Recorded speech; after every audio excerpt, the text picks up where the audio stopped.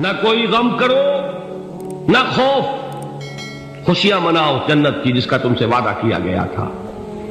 اللہ کی ربوبیت پر اطمینان جب انسان کو ہو جاتا، میرا رب اللہ ہے، ربی اللہ، انسان کے لیے نہ کوئی کھٹکا، نہ کوئی خطرہ، نہ کوئی خوف، نہ کوئی حزن۔ جو کچھ ہو رہا ہے کس کے اذن سے ہو رہا ہے؟ اللہ کے اذن سے۔ اللہ کے اذن کے بغیر پتا تک نہیں ہلتا۔ یہ کوئی اندھا بہرا مادہ نہیں ہے جس سے مجھے کوئی خوف ہو۔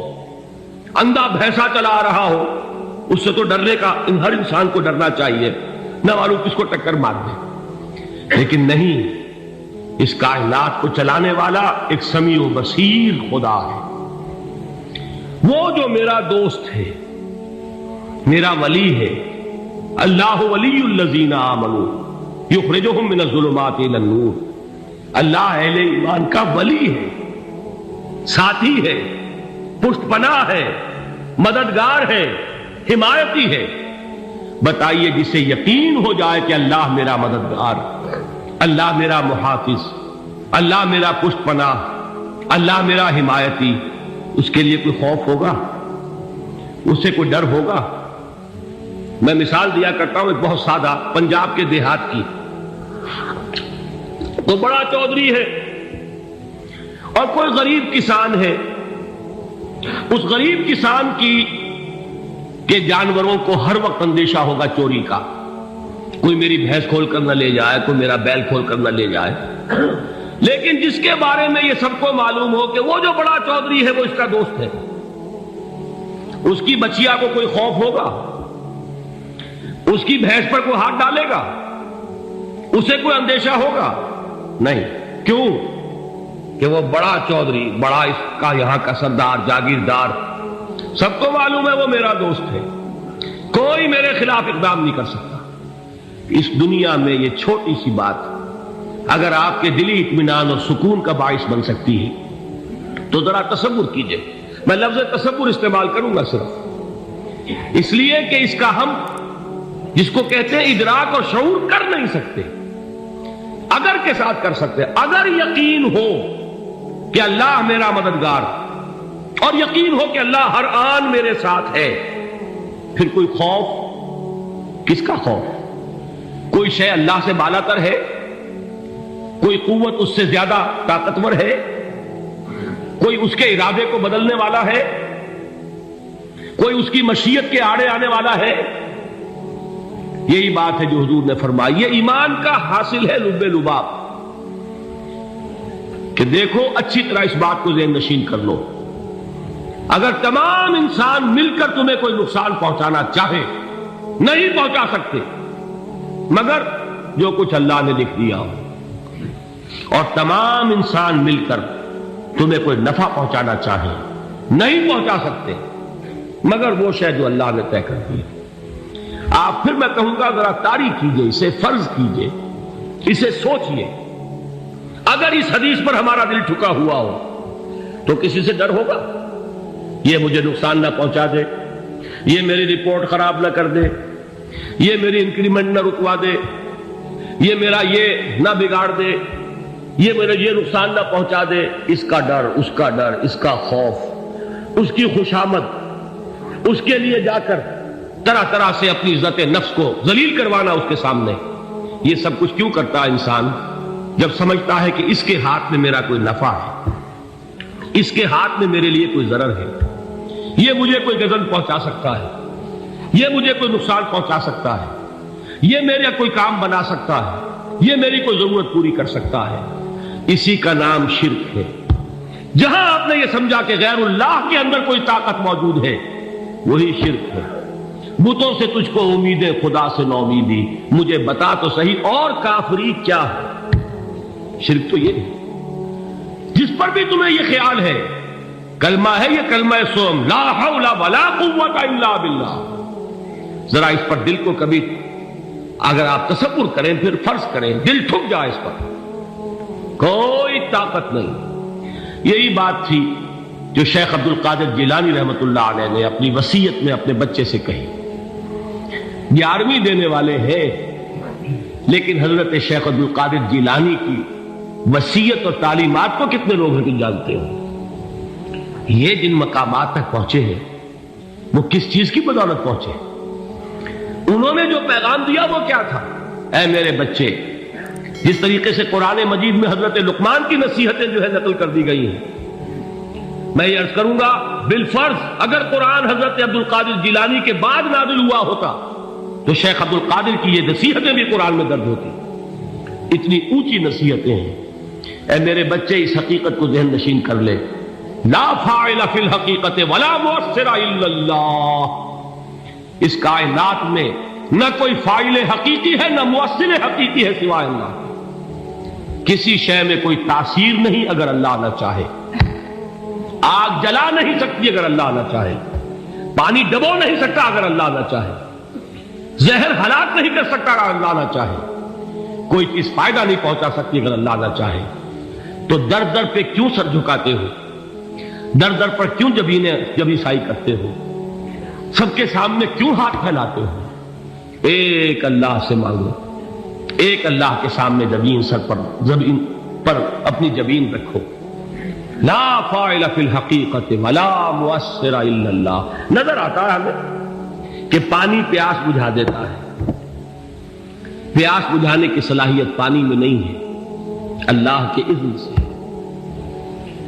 کھانا بھوک مٹا دیتا ہے، بھوک مٹانے کی صلاحیت کھانے میں نہیں ہے، اذن رب میں۔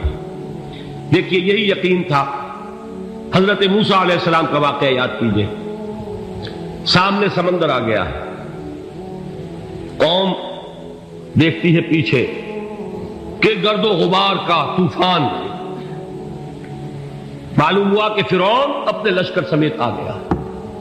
لشکر جب چلتا تھا تیز رفتاری کے ساتھ تو گرد و غبار کا جو طوفان اٹھتا تھا اس کا تصور کیجیے، اور لمحہ بلمحہ وہ قریب آ رہا ہے۔ پوری قوم نے کیا کہا؟ اے موسیٰ انا لمدرکون، اے موسیٰ ہم کو پکڑے گئے۔ قرآن مجید نے تو یہاں وہ باتیں نہیں لکھی ہیں، لیکن تورات میں یہ درج ہے کہ بنی اسرائیل جھگڑنے لگے، دست و گریبان ہو گئے موسیٰ کے ساتھ۔ موسیٰ نے یہاں مروایا لا کر، اس سے تو ہم ہی بہتر تھے، وہاں کھانے کو ملتا تھا، زندگی تو تھی، بیگار ہم کر رہے تھے، موت تو نہیں تھی۔ اب جو کچھ ہوگا اس کا تصور کرو، جس طریقے سے ہمارے ٹکڑے اڑائے جائیں گے۔ تو لڑ رہے ہیں حضرت موسیٰ علیہ السلام سے، یہ تورات کی تفصیل ہے۔ قرآن میں صرف اتنا آیا ہے، پریشان ہو کر انہوں نے کہا انا لمدرکون، موسیٰ ہم تو پکڑے گئے۔ اس وقت موسیٰ کا جواب کیا ہے؟ کلا ان معی ربی سیہدین، نہیں، میرے ساتھ میرا رب ہے، وہ راستہ دے گا۔ بتائیے کہاں راستہ نظر آ رہا ہے؟ یہ ہے ایمان بالغیب۔ راستہ نظر نہ آئے تب اللہ پر یقین ایمان ہے۔ جیب میں پیسے ہوں اور تب دل کو اطمینان ہے تو ایمان کس پر ہوا؟ پیسے پر، اللہ پر نہیں۔ جب وسائل و ذرائع نہ ہو اور پھر یقین ہو کہ اللہ مسبب الاسباب ہے، وہ اسباب کا پابند نہیں ہے، وہ اسباب کا محتاج نہیں ہے، اسباب اس کے محتاج ہے۔ اگر یہ یقین ہے تو اللہ پر ایمان ہے، یہ نہیں ہے تو تمہارا ایمان اسباب پر ہے، وسائل پر ہے، ذرائع پر ہے، مادیات پر ہے، اللہ پر نہیں۔ اس وقت کہاں راستہ تھا؟ کوئی راستہ تھا؟ سمندر ہے اور ادھر سے لشکر آ گیا ہے۔ کلا ان معی ربی سیہدین۔ اب دیکھیے ایمان کہہ دینا آسان ہے، ہوا معکم اینما کنتم، جہاں کہیں بھی تم ہوتے ہو اللہ تمہارے ساتھ ہوتا ہے، لیکن اس کا یقین قائم ہو جائے تو زمین و آسمان کا فرق واقع ہو جائے۔ یہی بات ہوئی حضور کے ساتھ۔ غار ہے، چھپے ہوئے ہیں محمد رسول اللہ اور آپ کے وہ یار غار ابو بکر صدیق رضی اللہ تعالی عنہ۔ اقبال نے حضرت ابو بکر کی شان میں چند اشعار کہیں صرف، لیکن واقعہ یہ ہے کہ بھاری بھاری نظموں پر اور قصیدوں پر بھاری ہے، طویل ترین نظمیں اور قصیدے ہوں ان پر بھاری ہے۔ ہمتیں ابو بکر کی ہمت جو ہے، کشت ملت را چوں اب، جیسے بارش سے کھیتی اپجتی ہے، ابو بکر کی ہمت اور عزیمت اس امت کو اسی طرح سینچنے والی ہے. ثانیے اسلام و غار و بدر و قبر، وہ دوسرے تھے اسلام میں دوسرے. پہلے کون تھے؟ انا اول المومنین، حضور فرماتے سب سے پہلا ایمان لانے والا میں. دوسرے ابو بکر. ویسے ہمارے ہاں یہ چلتا ہے اختلاف، حضرت علی پہلے ہیں کہ حضرت ابو بکر پہلے ہیں، لیکن اس میں بڑی خوبصورت تطبیق قائم کی ہے علماء نے، اور بہت صحیح ہے. چار کے بارے میں فیصلہ ہی مت کرو کہ کون پہلے. ان کی ایک عجیب تقسیم کر دی ہے. آزاد مردوں میں، بالغ مردوں میں سب سے پہلے ابو بکر، بچوں میں سب سے پہلے علی، خواتین میں سب سے پہلے خدیجہ، اور غلاموں میں سب سے پہلے زید بن حارثہ. بڑی پیاری تقسیم ہے، یہ چاروں ہی پہلے ہیں، ہر ایک کے لیے اولیت ہے. اور واقعہ یہ ہے کہ اگر زمانی اعتبار سے تعین ہوگا تو پہلے خدیجۃ الکبریٰ آئیں گی رضی اللہ تعالی عنہ. کسی اور سے بات کرنے کی نوبت بعد میں آ سکتی ہے، پہلے تو اہلیہ محترمہ سے بات ہوئی. آتے ہی پہلی وحی ہوئی ہے، ابھی تبلیغ کا حکم نہیں تھا. کس کو بتایا واقعہ؟ ابھی اپنی نبوت کی تبلیغ کا تو حکم ہی نہیں آیا. واقعہ کس کا ہے؟ وہ خدیجہ کا ہے. جب کہا ہے کہ خشیت علی نفسی، مجھے اپنی جان کا اندیشہ ہے، تو کیا جواب دیا خدیجہ نے رضی اللہ تعالی عنہا؟ وہ صدیقۃ الکبریٰ ہے. صدیقات جو ہے خواتین، ان میں چوٹی پر خدیجۃ الکبریٰ ہے رضی اللہ تعالی عنہا. اور صدیق جو مرد ہیں ان میں صدیق اکبر ہے ابو بکر صدیق رضی اللہ تعالی عنہ. لیکن صدیقات میں چوٹی پر. جب حضور نے فرمایا خشیت علی نفسی، کیا فرمایا؟ کیا عرض کیا؟ کیسے تسلی دی؟ نہیں نہیں، اللہ آپ کو ضائع نہیں کرے گا. آپ غریبوں کے ہمدرد ہیں، آپ مساکین کے تکالیف رفع کرنے والے ہیں، آپ بیواؤں کی سرپرستی کرتے ہیں، آپ مسافروں کی خدمت کرتے ہیں. اللہ آپ کو ضائع نہیں کرے گا، یہ یقین ہے اس خاتون کے اندر. خیر وہ ایک علیحدہ بات ہو جائے گی. میرے دل پر حضرت خدیجہ رضی اللہ تعالی عنہ کی شخصیت کا بڑا گہرا نقش ہے، جو وہ کوئی اور ہی وقت اور موقع ہوا تو بیان ہوگا. بہرحال اقبال نے ایک مصرے میں جو چار اولیتیں جمع کر دی ہیں، ہمت او کشت امت را چو ابر، ثانی اسلام و غار و بدر و قبر. اسلام میں حضور کے بعد پہلے کون؟ ابو بکر. غار میں حضور کے ساتھ کون؟ ابو بکر. بدر کی رات اللہ کا رسول سرب سجود، وہ گھاس پھوس کی جو جھوپڑی بنائی گئی تھی، اور وہاں تلوار ننگی لے کر پہرا دینے والا کون؟ ابو بکر. اور اس حجرہ عائشہ میں محمد کے بعد سب سے پہلے دفن ہونے والا کون؟ ابو بکر رضی اللہ تعالی عنہ صلی اللہ علیہ وسلم. وہ جو معاملہ میں سنا رہا تھا غار ثور کا، حضرت ابو بکر بھی حضور کے خیال سے لرز گئے ہیں.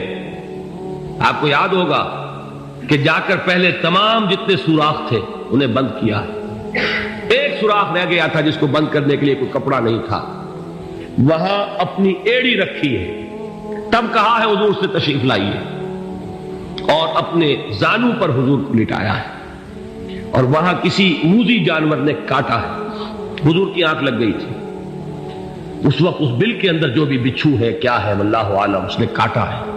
اس کی تکلیف کی وجہ سے ابو بکر کی آنکھوں سے آنسو ٹپک گئے. حضور کے چہرے مبارک پر پڑے ہیں تو حضور جاگے ہیں، معاملہ کیا ہے؟ ایڑی نہیں ہٹائی وہاں سے، مبادا وہ جانور وہاں سے نکل کر محمد الرسول اللہ کو کوئی گزن پہنچا دے. ابو بکر کی ایڑی ہے، جس طرح چاہے کھا لے، ختم کر دے، جان نکل جائے تب کوئی آنچ آئے، محمد پر تو آئے، لیکن جیتے جی نہیں. وہ ہے ابو بکر. حضور کے خیال سے اس وقت حضور نے پھر اپنا لعاب دہن لگایا ہے، اور اس سے پھر آپ کی تکلیف ختم ہوئی.